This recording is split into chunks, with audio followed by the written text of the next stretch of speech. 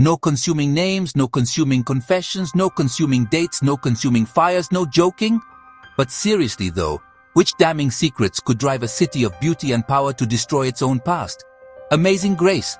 What darkness could force nuns to risk everything in the shadows of their convent? Subscribe to this Unreal History channel to get this and more. Alternatively, just like, comment and share. The year is 1618. The canals of Venice, usually sparkling with the reflections of the moon and lanterns, are choked with acrid smoke. But this is not the smoke of a celebratory bonfire or a craftsman's forge. It is the smell of burning secrets. Inside the imposing walls of the convent of Santa Caterina, shadows dance frantically against the stone like possessed morons.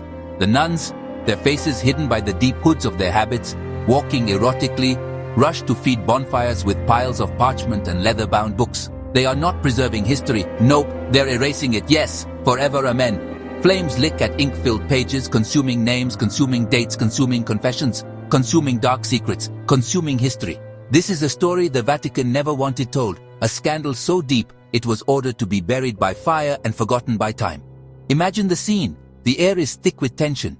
Outside the convent walls, the city is a powder keg. The powerful Council of Ten, Venice's mysterious state security, has received alarming, damning reports. But some secrets are too powerful to stay buried forever. Never. To understand the depth of this scandal, we must first understand Venice itself. In the 17th century, Venice was not just a city, it was a global superpower. La Serenissima, the most serene republic, was the gateway between East and West, a center of immense wealth, art, and political influence. Within this powerful and worldly city, convents played a unique and crucial role. They were not simply places of quiet prayer and contemplation. For the Venetian nobility, they were practical political institutions. Noble families, bound by strict laws to preserve their fortunes, could only allow one son to inherit and only one daughter to marry with a full dowry. But for the excess daughters, the convent was the only respectable destination.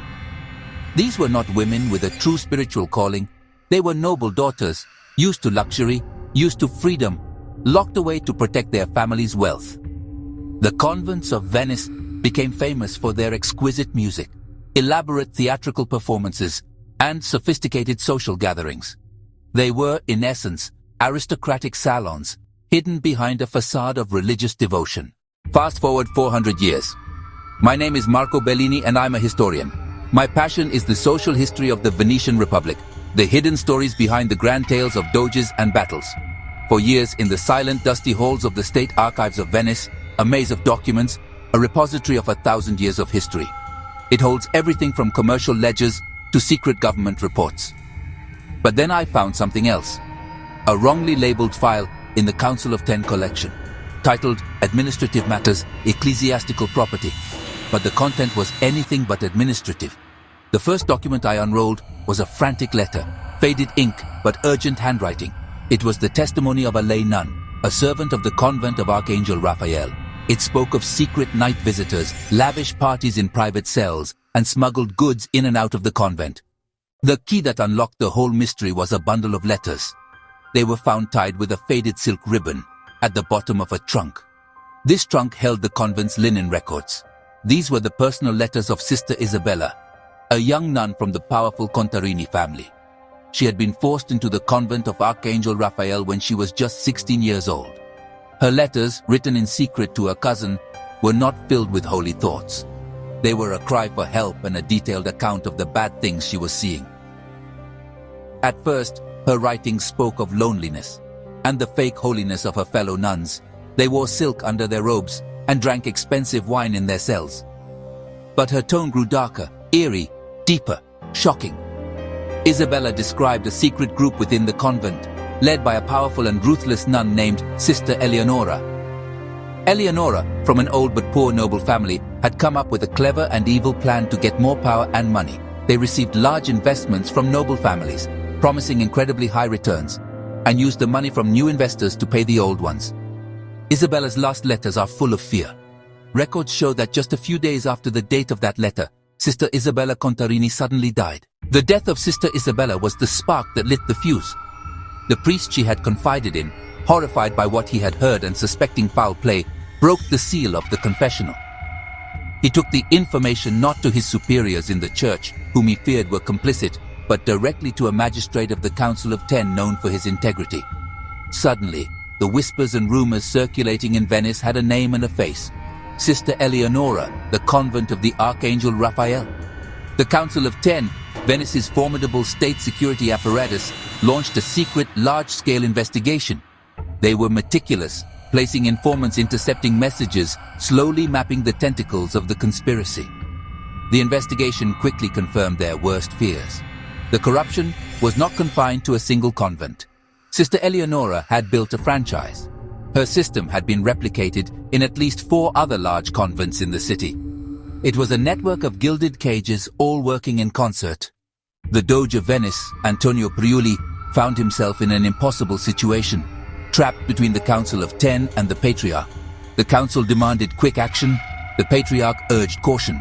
The city was a house of cards, the nuns' conspiracy a gust of wind. Authorize a raid on the convents, risking Sister Eleonora releasing the Black Golden Book. The book would unleash chaos and social ruin. Do nothing, the Ponzi scheme would collapse. Bankruptcy for many noble families, possible civil unrest. The pressure mounted daily, creditors grew restless. Noble families panicked. Whispers of duels over debts, powerful men falling ill or disappearing. The decision was made for them. A noble in debt tried to kidnap Sister Eleonora during a procession. The attempt failed spectacularly, a bloody clash in St. Mark's Square between the noble's men and the convent guards. The news of the public chaos in Venice reached Rome with alarming speed.